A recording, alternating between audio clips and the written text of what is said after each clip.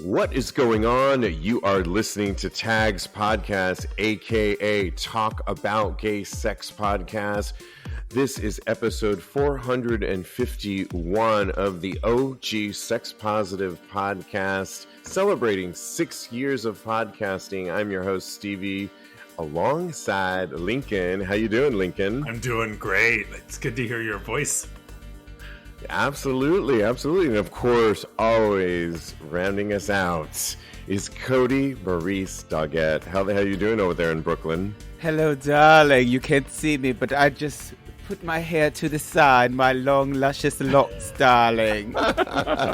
Okay, Missy. Yes, I love feeling it. the fantasy. I'm feeling the fantasy. You know, we get to create that for our listeners. I love that. Okay, on this Monday before we drop it on March 28th. You know, I have to start something because we were all out this weekend and music matters. I was talking to so many different people. I know you all went to a party over in Brooklyn called Horse Meat Disco, and I went out to the Eagle here. You joined me, Kodi, last night. Music was so good last night, but I couldn't help. Music does matter at times. Now, there is something to be said about kind of the place that I was at, which can be, you know, see your old friends, talk to the bartenders, get in a dance here and there, have some fun in the back room, rinse and repeat. But you guys were at sort of like a dance party, and it's the consensus seems the music wasn't that good. Music really does matter, doesn't it, Lincoln? Of course, especially when you're going out to dance, right? And I have to say, I said this last night, and it was weird. I said this to like 5 people on Saturday night at Horse Meat. And then today, the person I was talking about at Horse Meat walked into the bakery, who I haven't seen in over 4 years because of the pandemic. He now lives in Washington. His name's Anthony. He's fabulous. And when I first went to Horse Meat, literally they were playing Donna Summer mixed with Blondie, mixed with Madonna, mixed with Sylvester. Like it was 70s. Sylvester. Yeah, it was 70s and 80s pop music mashed together. That's always what, you know, that's what it was when Anthony Vicaria, I never say his last name right, and he's like a big model guy. You guys would know his face if you saw him. He's like the face of PrEP, and he's done a lot of great campaigns. And he came in today and he's like, oh, was it great? And I said, no, it was like trans music to warm up. And then it kind of went all over the place. And then after we booked our Uber and we're walking out, we heard Sylvester. And I was like, now you're playing it at 3:45 in the morning? You lost me, honey. Come on. Yeah, music does matter. Music matters, right, Kodi? Oh my gosh, 100%. Me and Lincoln were there together. We met up. We had a great time. I mean, like with each other. And then, but the music was never there for us. So when they started, like he said, they started to play the good music, that was when we already had our coats on. We was at the door waiting for our Uber, and we weren't going back inside. Yeah. No, don't start the party at 3:45. Come on. No. Not when tickets are at a hefty price. Come on now. But I will say also, like Horse Meat, any place to me, I'm not disagreeing with you, Stephen, but I am bringing up that I walk around and chat with people too. Like the venue, the Knockdown Center is really great. It has like picnic tables and a whole empty room, but you can still hear the music that people sit and talk and do photos. There is a lot of walking around and chat. So I kind of do treat it like the Eagle, but the music should be a lot better. A lot better. So maybe next time. I hear you. The music at the Eagle, though, I've got this one great recommendation. I've been singing it in my head all day. The Jackie Moore song. Yes. What's that song? This time, I have to send it to you because I've been listening to it all day. It's everybody in my brain. When you're in New York, Sundays at the Eagle is a lot of fun, particularly at Sunday Fun Day Tea Dance. Great music, super fun. Was the roof open already? Roof was not open yet. Roof was not Okay. on fire yet, but that's to come, coming your way in a town called New York City very soon. Aw. Well, we love it when you guys write into us, and David wrote into us. I should have asked David where you're listening from, but he wrote in, said, subject, thanks for helping with my recovery. Hey guys, I just want to give a big thank you for helping me on my road to recovery. I had a bicycle crash that resulted in a bunch of fractures, 2 surgeries, countless therapy sessions, and lots of hard work. I listen to your podcast as I do my therapy exercises at home.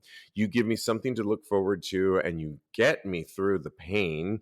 And I am happy to report that there is progress every day. You are always entertaining, educational, and cute. I just wanted to share this with you so you know the impact you are having. Thank you. I have listened to every episode for the past several years and will continue to do so. Thanks again. Oh my gosh. Thank you so much, David. Wow. We love I those love kind of, that. you know, Yeah. and you know what, Especially David, the cute part. the cute, yeah. And look, I know Lincoln can relate. I can relate. After last year's my broken ankle, my God, I was on this couch still doing the show, mind you, but life was different. And I was just reflecting on my time in therapy. I did all my therapy too. Whenever you guys have like an accident, you have to do physical therapy. I mean, you cannot let up on that. I mean, I know you can we can get an amen from Lincoln, correct? Yeah, absolutely. I actually just went to a new I went back to my surgeon. Everything's fine with all the surgeries I had prior to the pandemic. And then I went to a body physiologist to work on my lower back and the trauma that happened to my body because of all the surgeries and before.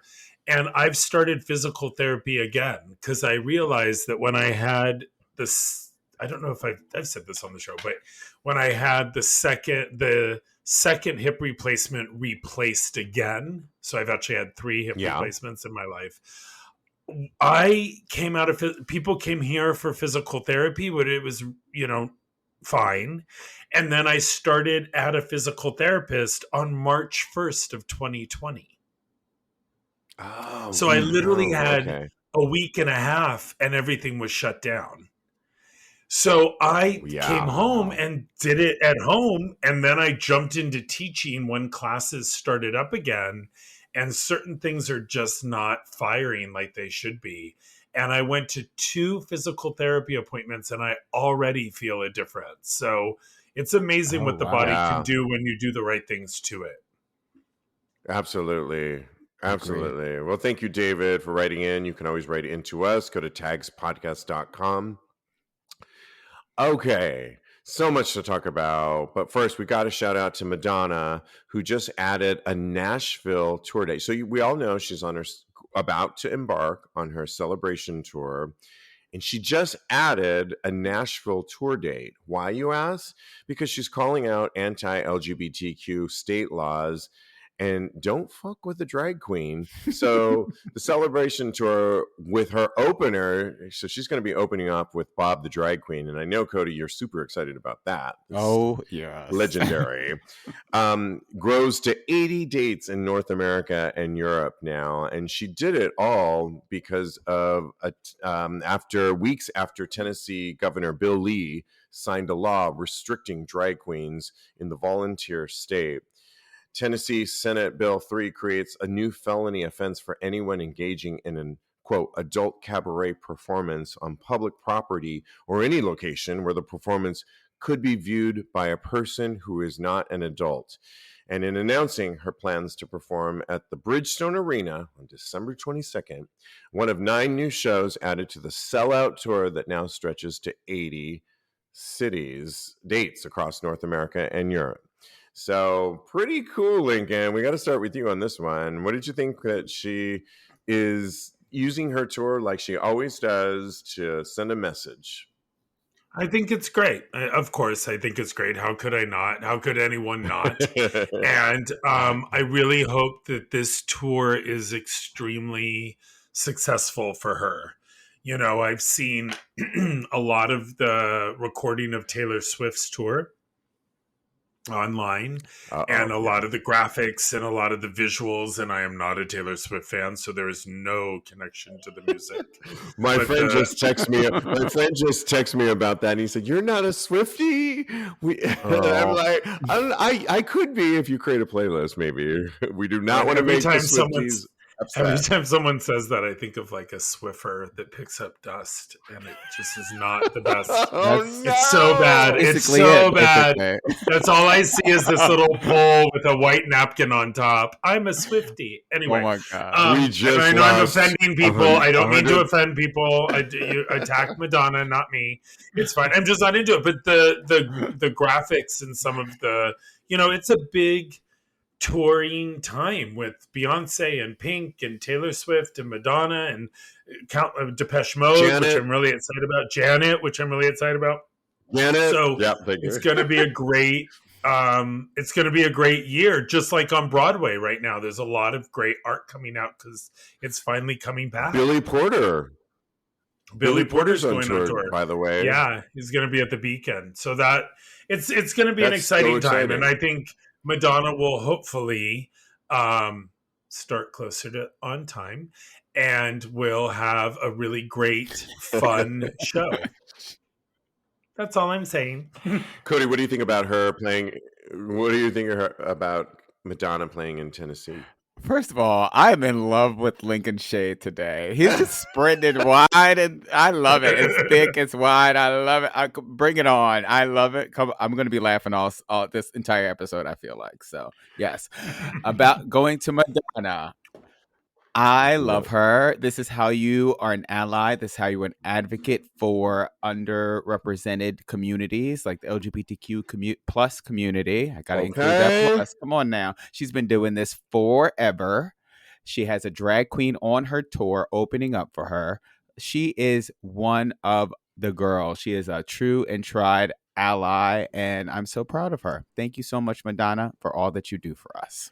Nice. Yeah, absolutely. And, moving on to drag queens that have made an impact. Darcel. So there's a drag queen known as Darcel, the world's oldest working drag queen.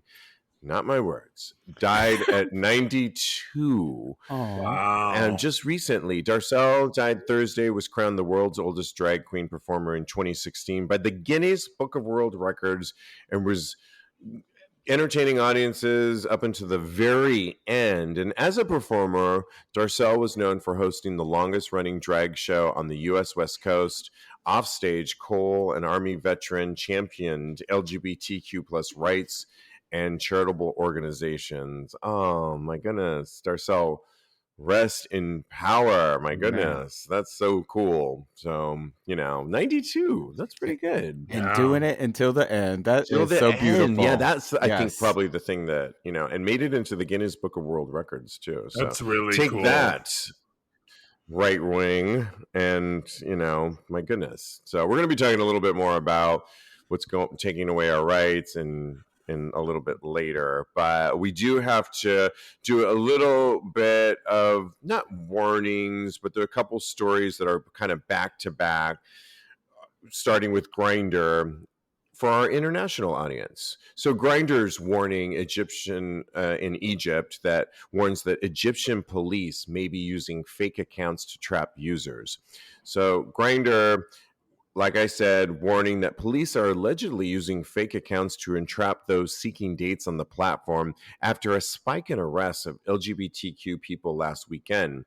Quote, "We have been alarmed that Egyptian police is actively making arrests of gay, bi, and trans people in the digital platforms," said a post that Grindr had been sending hourly since Monday to its users in Egypt. Quote, "They are using fake accounts and have also taken over accounts from real community members who have already been arrested and had their phones taken." That's crazy to me. Yeah, so they're arresting these people using their, right. I want you both to comment on both of these. The next one related is, this is good news. 6 gang members who preyed on men at New York City gay clubs have been indicted for drugging and murdering 2. We've reported on the 2 members that have lost their life last year. Warrants were issued Friday afternoon for the arrest of 3 of the men for first-degree murder, while all 6 men have been hit with a chance of grand larceny and first-degree robbery, as well as conspiracy to drug and rob at least a dozen victims. Umberger, 33, and Ramirez, 25, died from acute intoxication from a mix of fentanyl, cocaine, ethanol, and other drugs.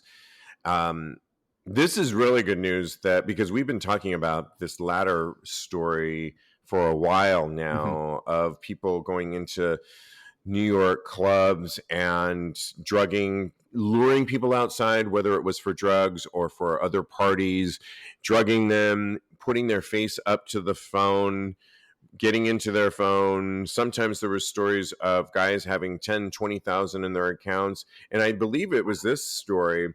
These 2 guys that they are indicting had actually used the money, get this, to actually go to expensive dinners and spa services. That's what they used it for? Yeah. Wow. It's sick. Ridiculous. Yeah, Kodi, I mean, do you want to comment on either one of them in Egypt or in what's going on and that the good news here?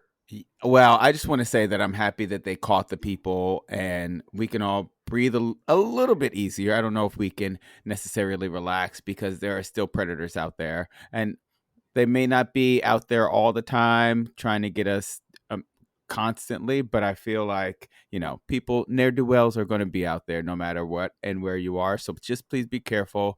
And I'm glad that they got these guys. As far as in Egypt with the Grindr, that's crazy to me. So I just want to get it straight. The police are using Grindr to arrest people for being gay. Is that what's going on? Yeah, they're actually using. Yeah, exactly.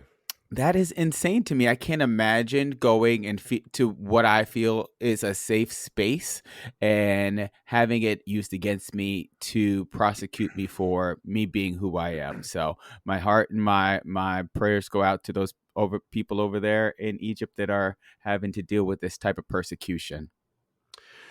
Absolutely. Yeah, Lincoln, what are your thoughts on either one of the stories or tap into both? Well, the only thing I'm going to say is I think in New York City, the amount of people that were actually drugged is less than 4. And 1 is not acceptable. Don't get me wrong here. But, we do have to have a warning. Two deaths. 2 deaths. And there were like 2, or maybe it was only 2. I don't know if I'm not sure. But it's not, I just want to always bring in the fear and that it's happening a lot, because it isn't. We have to be smart. We have to be, aware, and we have to keep our hands on our own cocktail. Hello. But just to keep it in perspective. Not on your own cock, though. Well, you can. So there's that. I also just think it reminds me of how great we really do have it in this country. We really have turned into a complaining society more and more and more than ever. And social media makes that worse. People rant about everything, it feels like. And there is so much real good in the universe, truly. And this country we've made such great progress. It's not always going to be smooth sailing, but it just, especially like Egypt, it makes you appreciate America a little bit more. Even though it's not perfect, and even though there's crazy things happening in Florida and all over the place, we're really lucky. Yeah, I would agree with that. Absolutely. Yeah. Totally. Okay. Staying in international news, we got to talk about Uganda, because Uganda's parliament passed some of the most sweeping anti-LGBTQ legislation in the world. Same-sex acts were already unlawful in Uganda, but on Tuesday of last week, lawmakers voted to ban identifying as LGBTQ plus, or the so-called promotion of gay identity. And in a packed chamber, lawmakers overwhelmingly voted in favor of legislation called the Anti-Homosexuality Bill, with only 2 of the nearly 400 representatives voting against it. Same-sex acts were already criminalized in Uganda under British colonial-era laws, but this new legislation goes much further. So-called aggravated homosexuality, which includes sex with someone who has HIV, could incur the death penalty. And that already was I can't believe they went to this great lengths to just identifying as LGBTQ, and now that is punishable by law. But here in the States, and we do love Lil Nas X, we reported on so many great things that he does. I just love him. However, not so in love with his recent comment that he tweeted out, his last two recent ones, but we'll focus on this one. The recent one he posted just after this went into law in Uganda.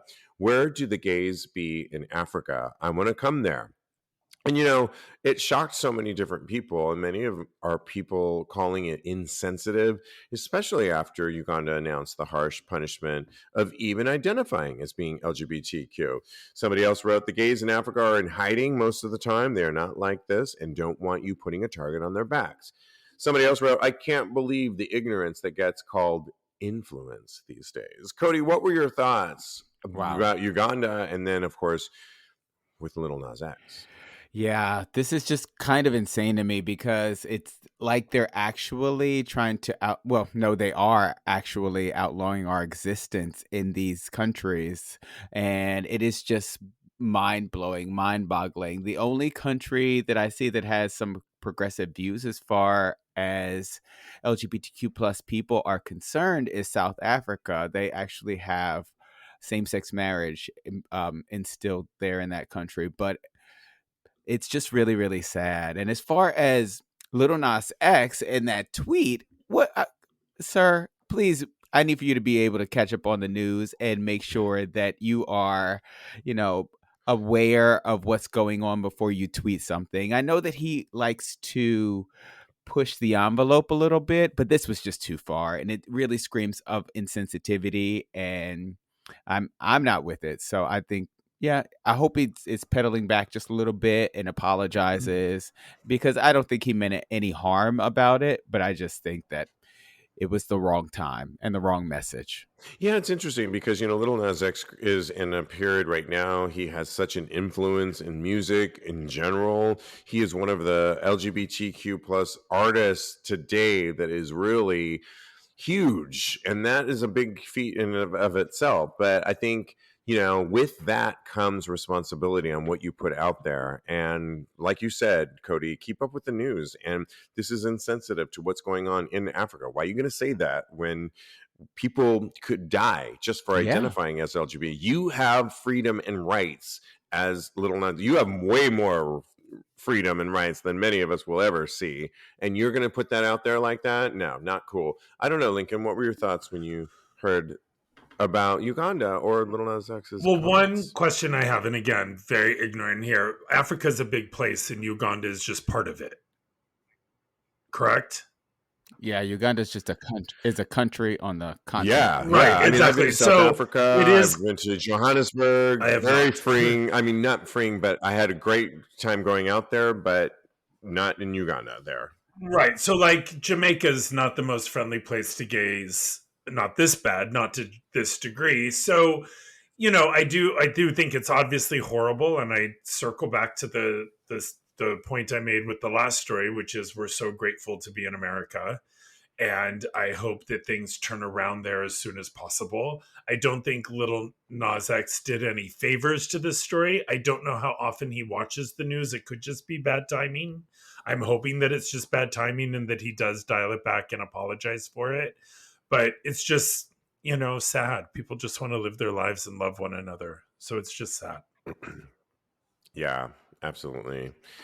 Anyway, you toss it, dice it, sad. So absolutely. All right. This episode of TAGSPodcast is sponsored by BetterHelp. Hey guys, your buddy Stevie here. And one of the things I've learned about myself over the years is to not take things so personally and seriously.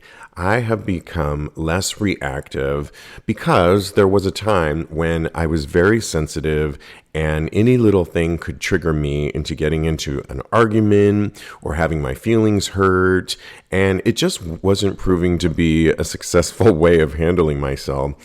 Well, after doing conscious work on just that not everybody has it out for me, and many other things that I implemented, life is so much easier, let me tell you. Things roll off my back more. I don't think everything is directed at me personally. And I'm going through life a lot easier.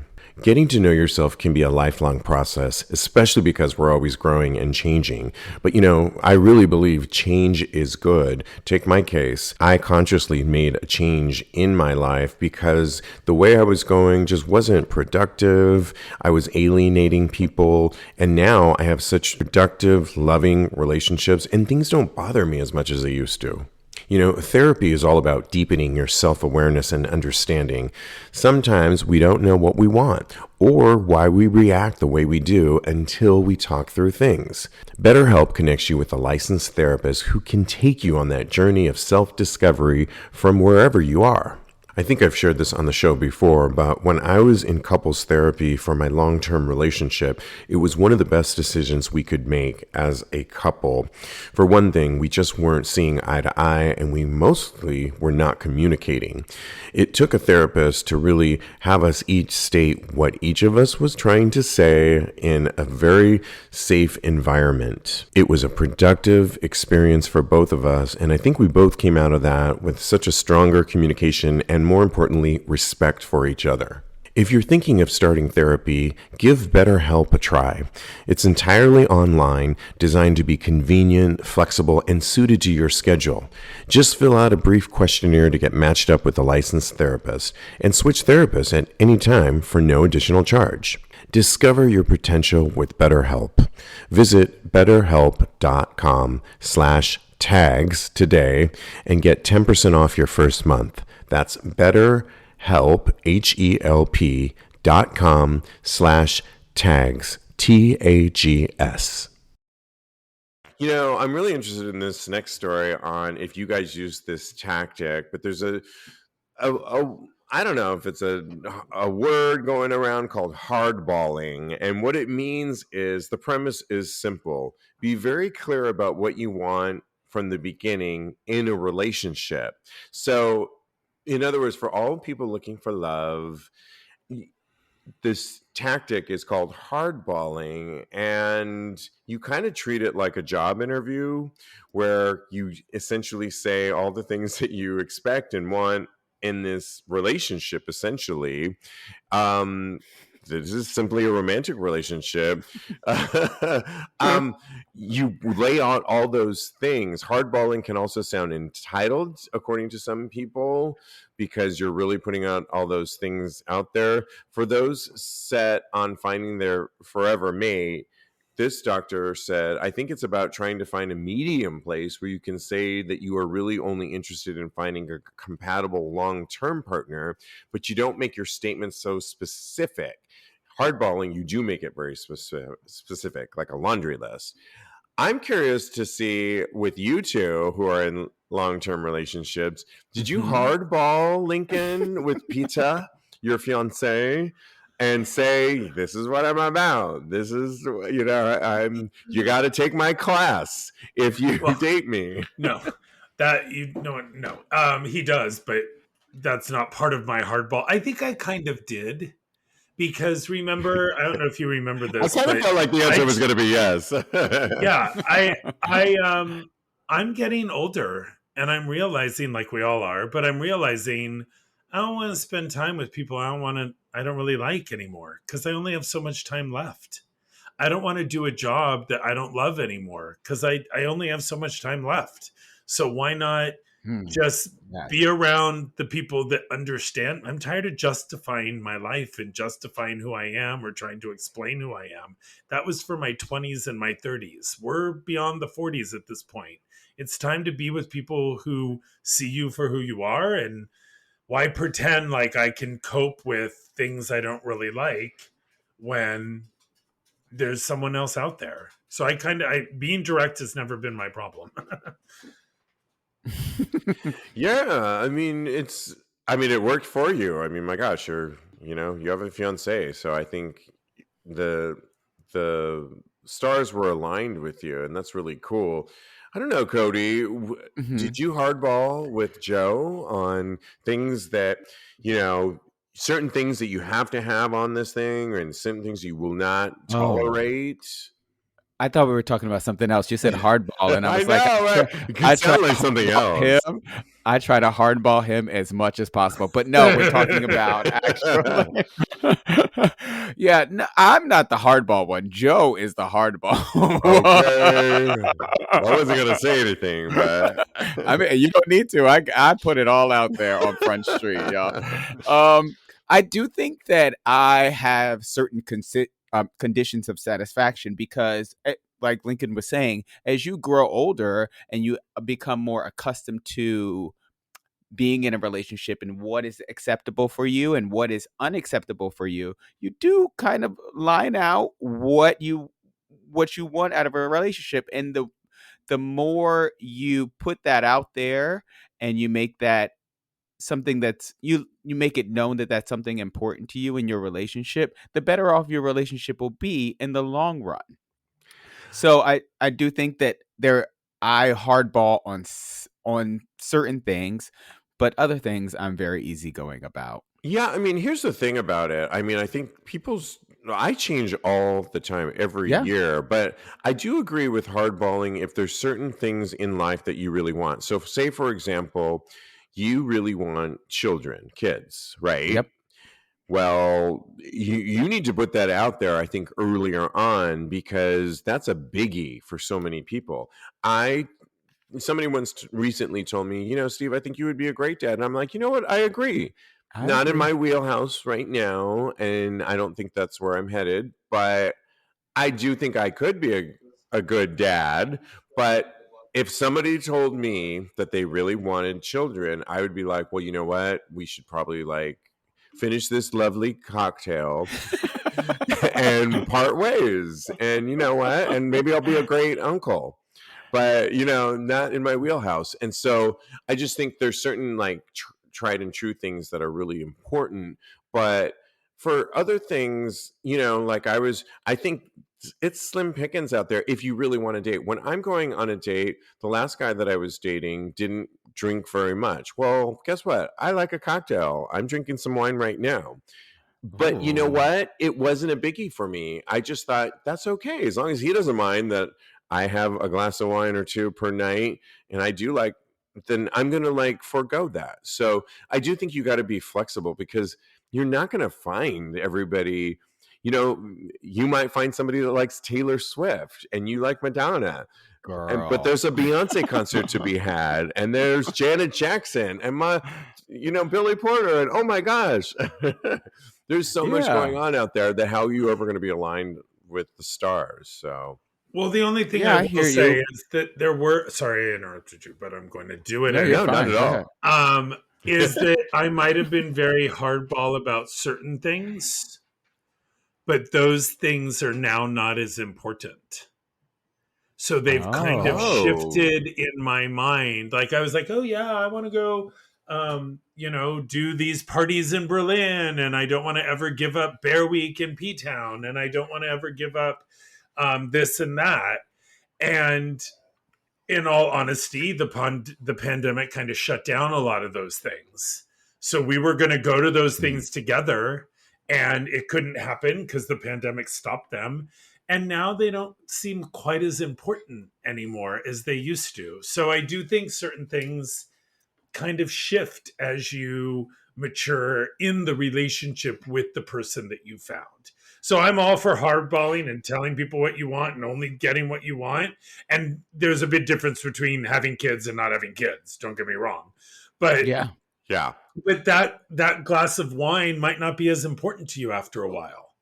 And that person might say, oh, you know what? I'm not an alcoholic. Having a glass of wine is not a big deal. And you guys might enjoy doing that together in balance with one another,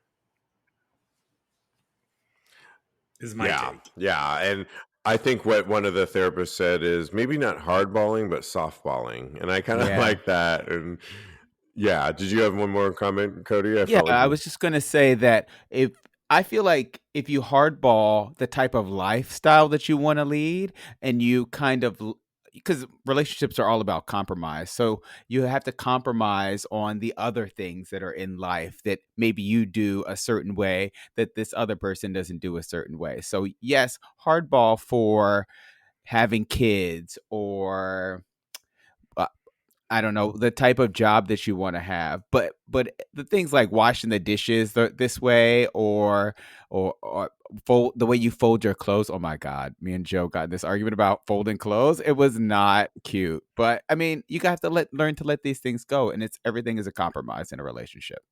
Yeah, and you can also, just to piggyback off of what you're saying, you can learn a lot from a partner that might be better. Like, oh, I didn't know, maybe not folding clothes, but No, my way is something the a little best, more always. interesting. But oh wow, I didn't think of this. This would be a fun thing to try, and you learn so much from your partner too. I think as time goes on. I agree, but my way is the best always. Of course it is, Kodi. Of course. Well, lastly, I couldn't help but talk about this. This topic has come up in Reddit, but it's also come up with my neighbor. We were talking about it briefly last night, Kodi, on bottoms who don't get hard during sex.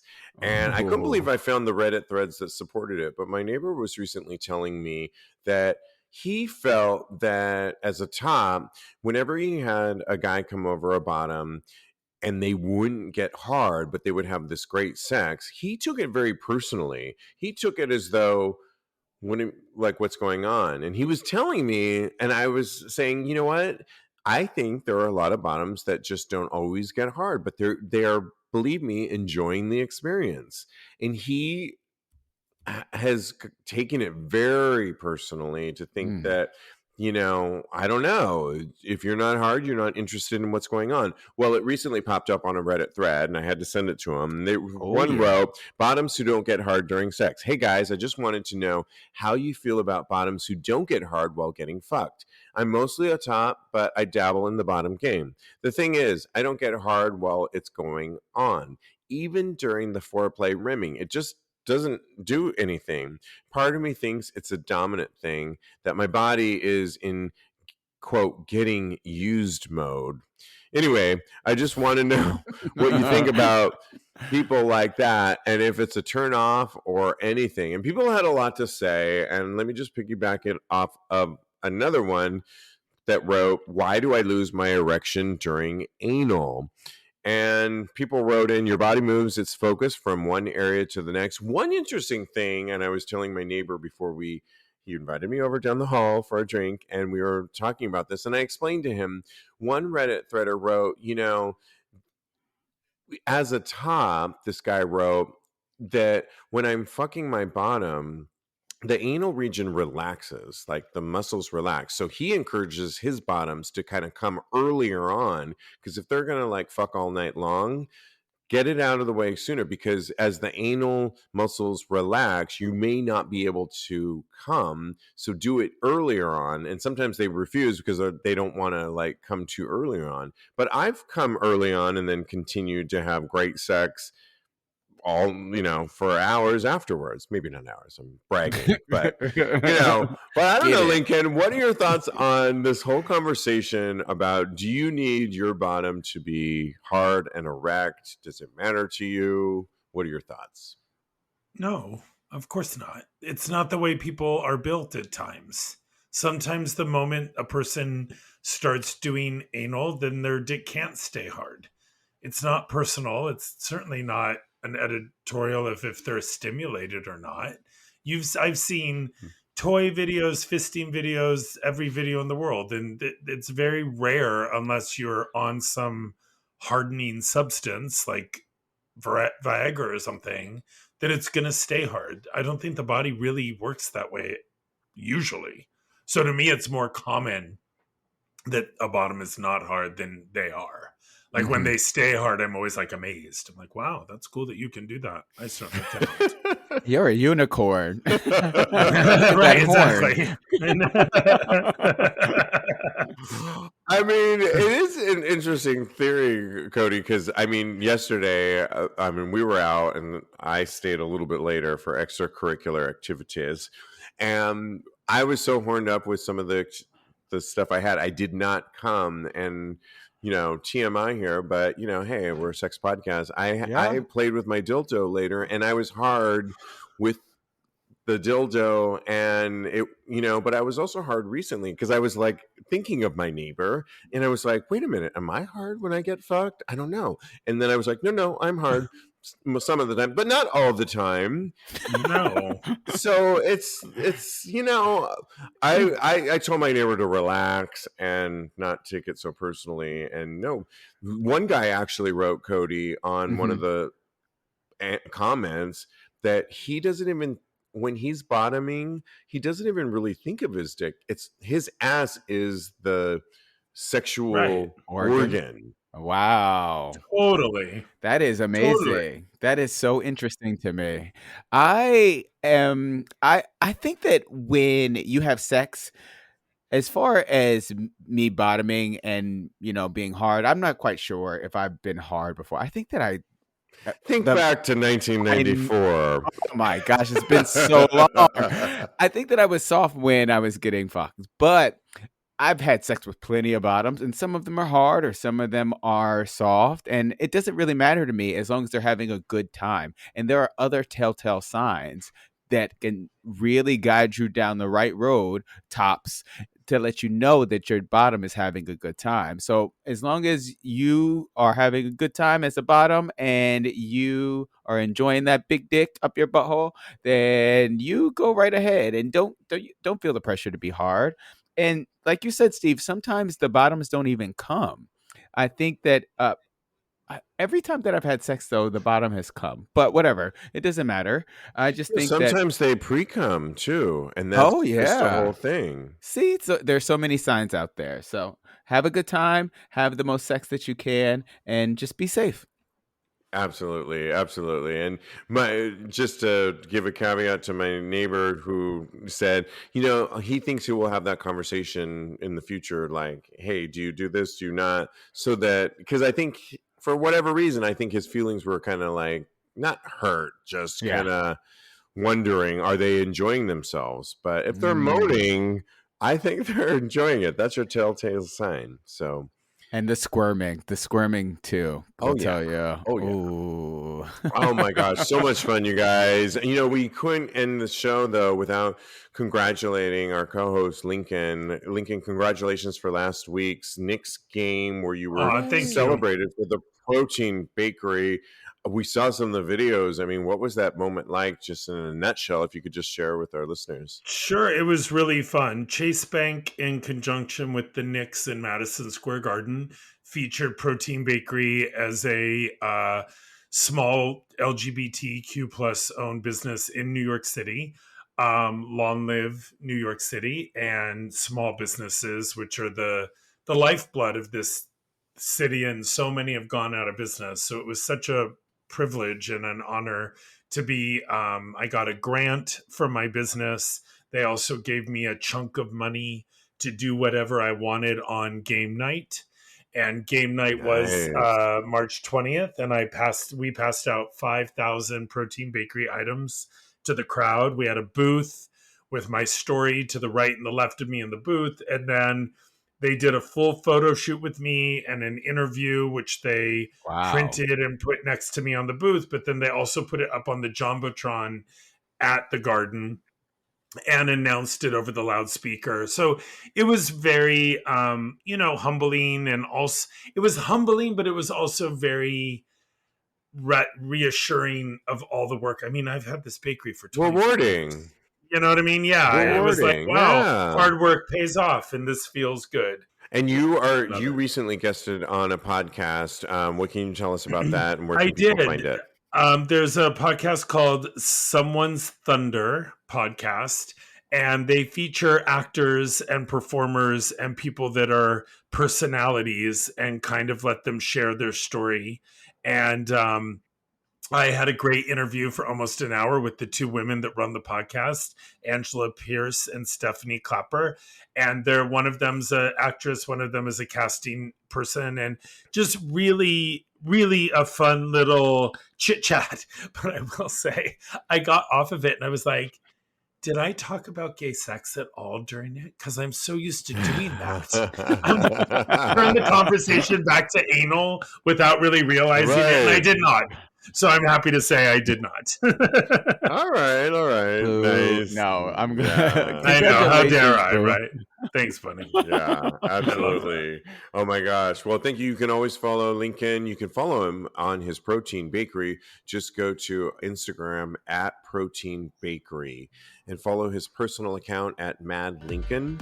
Follow Kodi at Mr. Maurice or his life coaching at KMD Coaching, and follow us at TAGSPodcast or my personal account, _Steve B. And we are live Wednesday night on our brand new home over at Crowdcast. The best way to get to that is just to go to TAGSPodcast.com. Just go to Tags Live. Our brand new home. It's going to look a little different, but we promise it's a brand new home and you will love it. And yeah, let's get into it. Let's have some sex in our new home.